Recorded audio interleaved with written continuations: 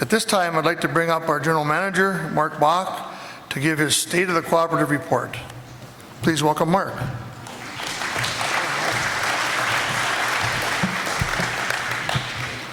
The State of the Co-op, this must be a big deal. I didn't realize it had a term. Thank you, Craig. Unlike Craig, I do not have any presentations or pictures, so I'm going to roll through this right start to finish and get you out of here. But as you've probably seen on several slides and some handouts, the theme of this meeting is navigating today's energy landscape. So while we always strive for stability and balance in everything we do, we find ourselves in very challenging times as it relates to providing you with affordable and reliable electric service. As your co-op general manager, obviously my core duty is to make sure we have the right people in the right places doing the right things. But it's more than that. I feel I also have an obligation to inform you and educate you on things that are going on. Beyond educating and informing you, I also feel like I have an obligation to advocate for you. Being the member owners of Lake Country Power and me as the general manager, I have a megaphone to be able to advocate for our member owners. There are some concerns that I want to bring to your attention tonight. And those concerns relate to reliability and affordability of electric service. So let's start with reliability. I realize we tend to talk in acronyms in this business. So I've got a couple of them up on this slide that I know I'm going to mention. So I'll explain what they are. The first is NERC. NERC is the North American Electric Reliability Corporation. They fall under FERC, another four-letter acronym, but I'm not going to get into FERC too much. That's a Federal Energy Regulatory Commission. NERC is a not-for-profit regulatory authority focused on ensuring the reliability, security, and resilience of the power grid across North America. It sets the mandatory standards, monitors compliance, and assesses future risk to prevent blackouts across the U.S., Canada, and parts of Mexico. The second one is MISO. That's the Mid-Continent Independent System Operator. That's the regional electric grid that we're a part of here in Minnesota. Stretches from Manitoba down to Louisiana. I will show you a map of that shortly. So what are the reliability concerns? We are placing an increased reliance on weather-dependent intermittent sources of power generation, wind and solar. Both MISO and NERC have issued warnings regarding potential energy shortfall. MISO studies have shown that once a grid exceeds 40% renewables penetration, becomes exponentially unreliable. This is because the energy that you use, the electricity that you use, is generated in real time. It travels at the speed of light. When the clouds roll over or the wind stops, something needs to quickly replace that electricity to maintain balance in the grid. There are grid operators behind the scenes that manage that, and they're making all that happen. If you add too many intermittent sources of power generation, though, that can quickly go to zero, that becomes a very difficult or can be impossible task to manage that balance. So I'll show a real-world example in a few minutes when I talk about the polar vortex that we just had about 3 months ago. I mentioned that part of NERC's duties are to assess risks. They do short-term, long-term, and seasonal assessments. So let's spend a few minutes looking at the latest long-term assessment, which was just completed in January.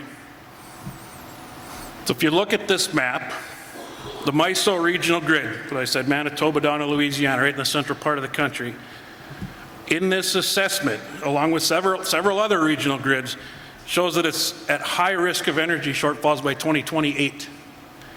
So what does the NERC report actually say about MISO? It says projected resource additions do not keep pace with escalating demand forecasts and announced generator retirements. So what they're saying is we are not adding enough power generation for what we expect usage to be, and there's not going to be enough generation if the utilities that are planning to shut down power plants do that. Normal risk for this year, elevated risk 2027, but high risk in 2028 and beyond. Power generating utilities file plans with their state regulatory commissions. In Minnesota, it's an integrated resource plan that gets filed with the Minnesota Public Utilities Commission. Great River Energy does that on our behalf. They're the generator. We're the distribution co-op. They do that on our behalf and 25 other member owners of GRE. Those filings detail out future plans.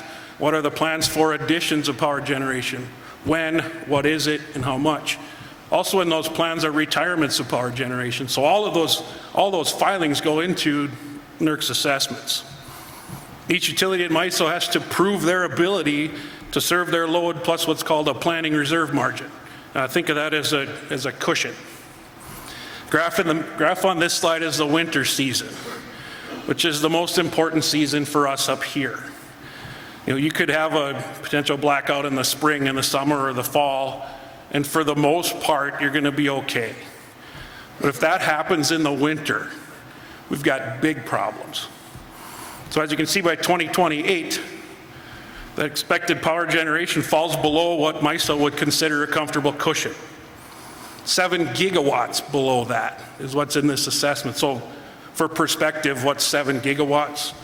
Coal Creek Station, the largest coal-fired power plant in North Dakota, is slightly more than 1 gigawatt. So we're talking about a significant potential shortfall below what MISO would consider a comfortable cushion. Reliability concerns extend beyond the winter season, though. This is a graph, and this is a slide that I took a screenshot directly from MISO, and you can do this at any given time. MISO has a mobile app. You can look at what's keeping the grid stable, what is providing power to the grid. I think it updates every 5 minutes. This is from June 23rd of last year, 6:50 p.m. our time. This was one of those summer days where it was really hot, really humid, dead calm, and overcast. So I figured I would check. I think I was up on Lake Vermilion this time, and figured I'm going to check the app and see what's going on. So if you look at that time, it was 74% coal and natural gas that was keeping the lights on. Add in nuclear, and you're at 84%. Wind was less than 6%. Solar was nearly non-existent. Even though at 6:50 p.m. in June, it's not dark, but it was cloudy across the whole MISO footprint. So why is this a concern? We didn't have any problems, right? Everything was fine. As a consumer, you didn't notice the difference. In 2023, Minnesota passed legislation mandating 100% carbon-free power generation by 2040. Under that plan, on this day, 74% of what was feeding the grid in MISO will have to go away. On top of that, Minnesota has a ban on building any new nuclear generation. We'll not be able to replace baseload 24/7 coal and natural gas generation with carbon-free, always available nuclear generation. Something needs to change, or we are headed for a problem. And days like this happen. At any given time, you could look at MISO, you could see wind at 25, 30%, maybe even more than 30%, but we don't get to plan for those days. We have to plan for the extremes in our industry. Wind and solar have a place in the mix, but grid reliability needs dispatchable generation, something you can call on at a moment's notice and fire it up, something you can count on. There needs to be something to fall back on when the wind doesn't blow or the sun doesn't shine. That was summer. What about winter? Take a look back at the polar vortex of about 3 months ago. Saturday, January 24th, 6 o'clock in the morning. 77% coal and natural gas. 13% nuclear. That's 90% of what was keeping your lights on and your homes warm. Wind was less than 3%. Solar was 0. 6 o'clock in the morning. It's dark in January.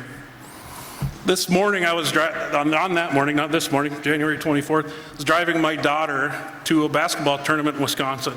My phone started absolutely lighting up with warnings and alerts. MISO was declaring what they call an energy emergency alert level 2. The grid was stable. We weren't having issues. However, this alert was triggered because that cushion I was talking about was continuing to decline.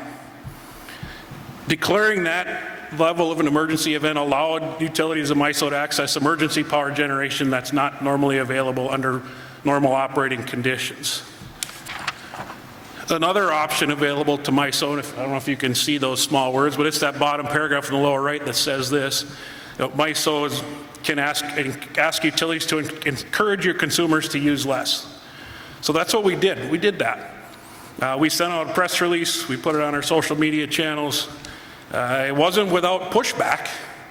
I would encourage any of you, if you wade into social media comments, do that with a little bit of caution. People can be a little bit more bold in there than they would be to your face. But we got some hell for that.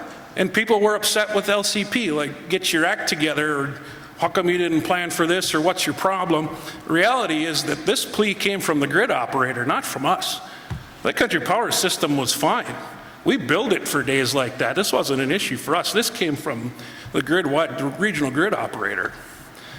So what was unique about this polar vortex event compared to most was how far south and how far east it went and how long it lasted.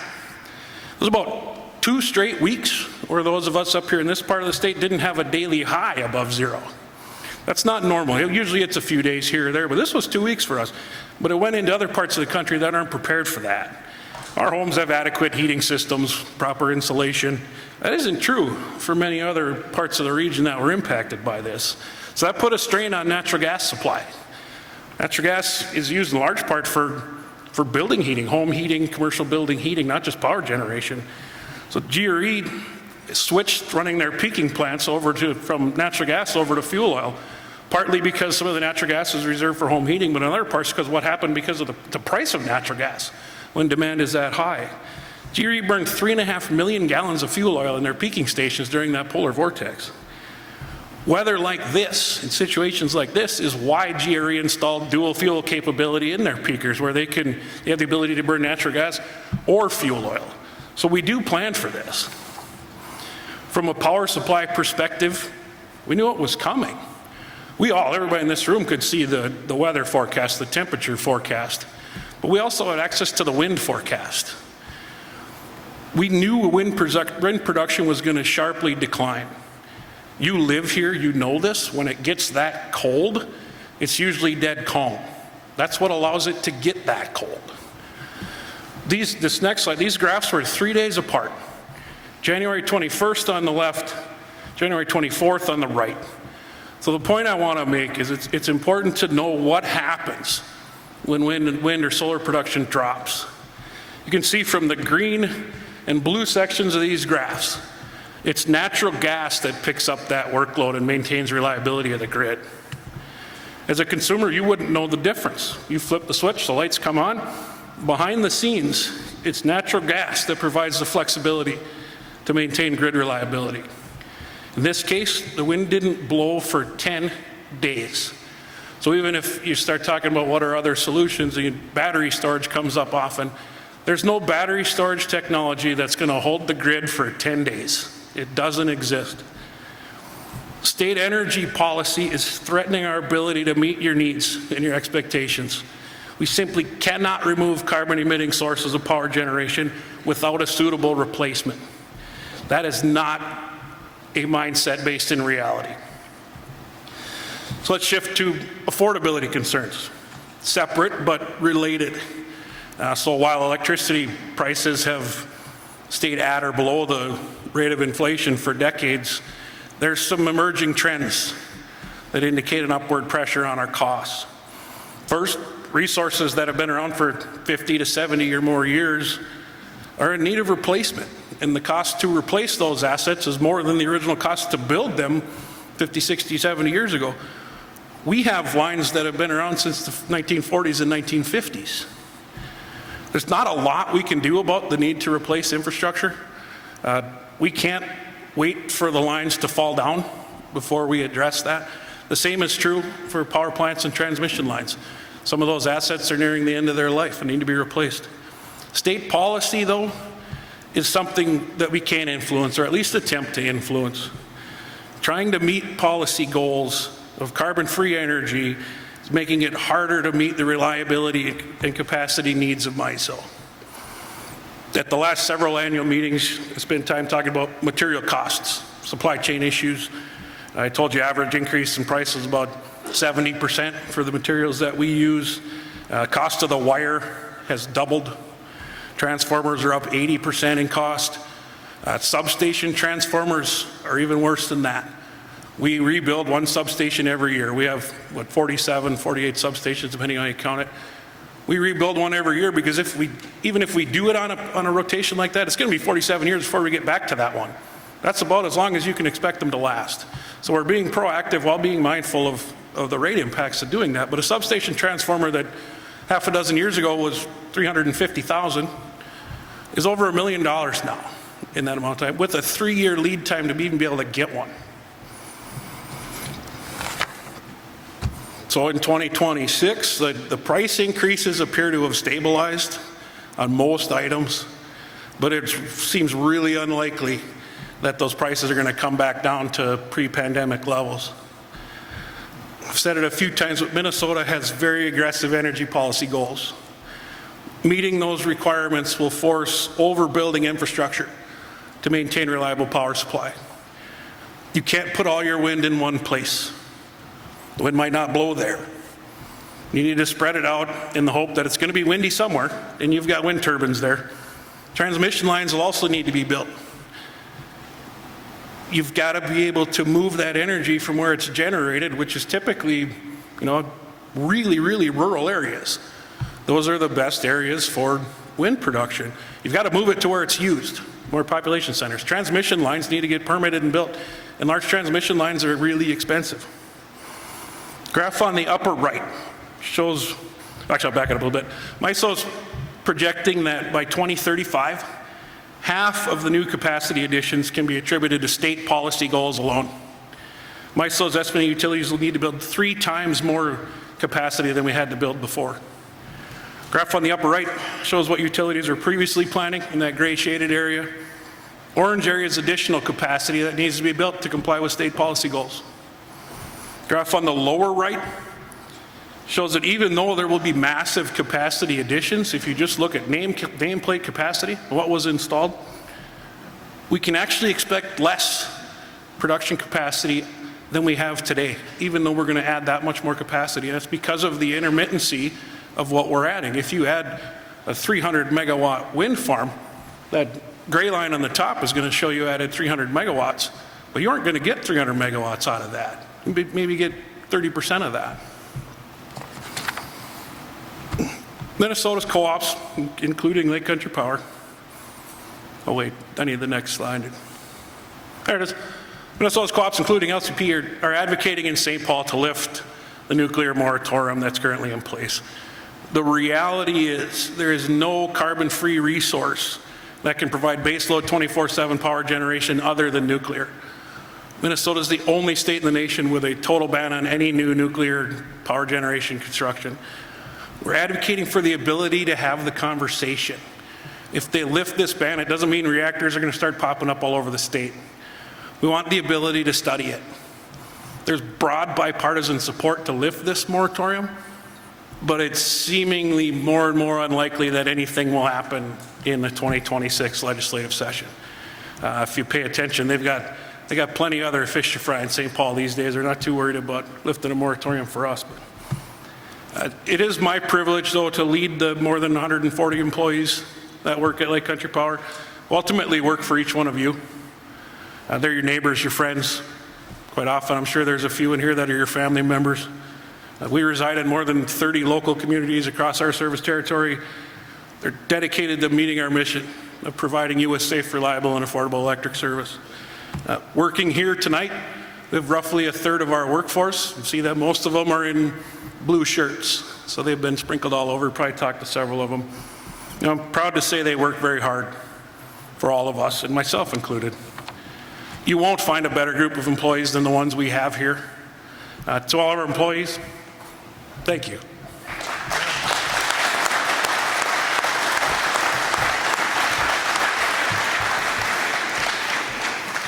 I'll close with another thank you. Thanks for your understanding and your support over another challenging year. Please know that our employees, directors, myself as your general manager, we continue to do our best for you, our members, so thank you. Yeah, you can give yourselves a hand. So if you've come to our annual meetings anytime in the last probably 15 years that I've been up here with my time at the microphone, you might be wondering where's the joke, right? I always make some poor attempt at humor. So I've got one, but I put it at the end this time. A mathematician, an engineer, a lawyer, and an accountant were all applying for the same job. So in the interview, it was asked, the mathematician went first. They asked, well, what's 1 plus 1? Mathematician pulls out the calculator, punches in, and says, 2. Okay. Engineers next. You come to our meetings, I usually pick on the engineers, so I can't leave them out of this one. But the engineer was asked the same question, what's 1 plus 1? Well, the engineer asks for a piece of paper and a pencil, draws a few diagrams on there, and comes back and says, well, 2. Very good. The lawyer, I got to pick on a lawyer, he's up here too. He was asked that same question, what's 1 plus 1? He asked for some time to go back and research it. And he came back and he said, well, this was decided in 1946 in the case of 1v1. And it was decided and found that that answer is 2. Very good. So the accountant then gets asked, same question. She gets up, closes the blinds, shuts the door, turns the lights off, sits up close. I mean, we're talking pre-COVID close. Leans up to the interviewer and says, well, what do you want it to be?